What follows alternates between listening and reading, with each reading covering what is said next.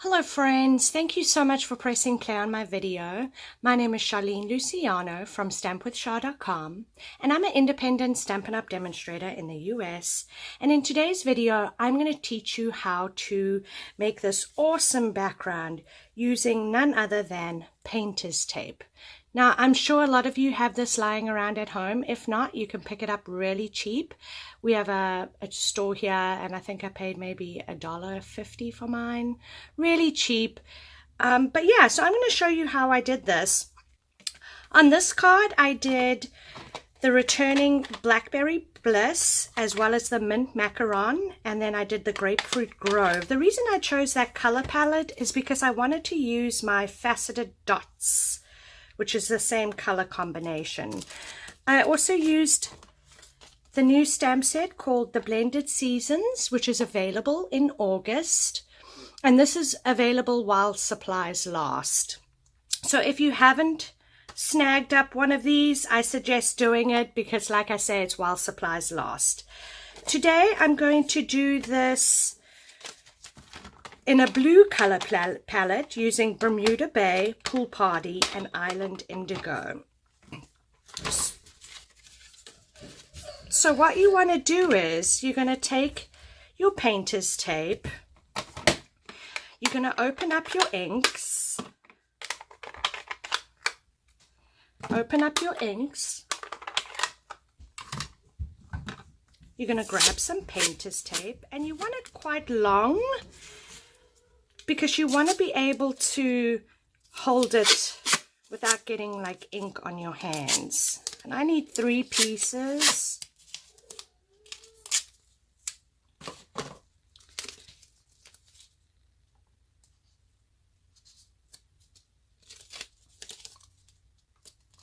If you guys are new to stamping, maybe you haven't seen this technique. And all I'm doing is lightly rubbing my fingers on the tape.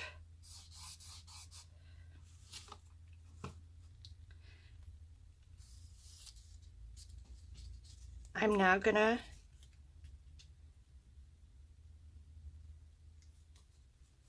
place it on my card.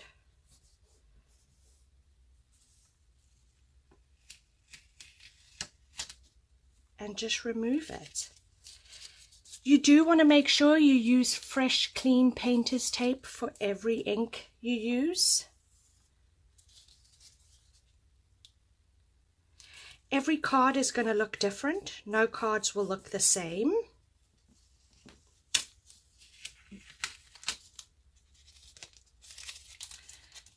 But such a fun way to do a background with something you already have in your stash. I love it. Super cool. I have my Blended Seasons. I'm just going to ink this up. This lovely big flower image. And I am just going to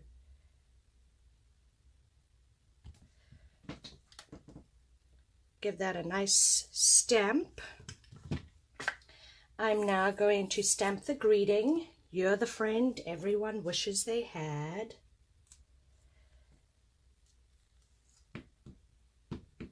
I'm using Memento ink.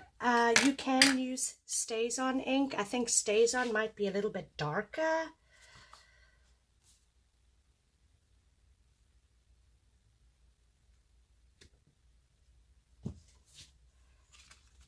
And now I'm going to attach that to my card base.